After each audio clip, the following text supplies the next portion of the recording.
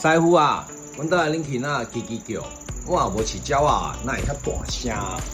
哦，原来这个声音啊，是橡胶轴承里面的油缺少失效了，所以造成这个轴承与风扇的金属轴心摩擦。